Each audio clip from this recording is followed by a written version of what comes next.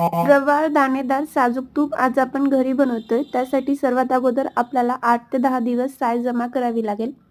रोज जे आपण घरी दूध घेतो, तापवल्यानंतर त्यावरती जी साय जमा होती ती एका डब्यामध्ये काढून घ्यायची.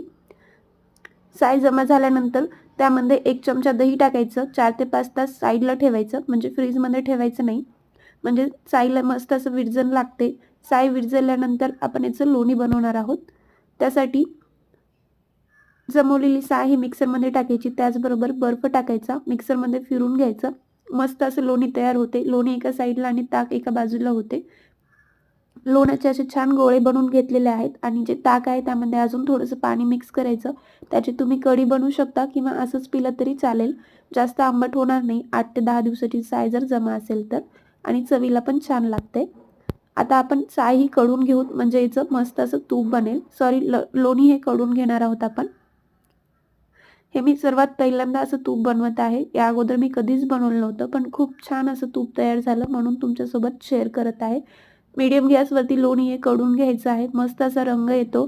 सुवास पण घरभर दरवळतो त्याचा. रवाळ आणि दाणेदार असं साजूक तूप घरी बनते. एक वेळेस नक्की घरी बनवून बघा. व्हिडिओ आवडला तर लाईक आणि शेअर करायला विसरू नका.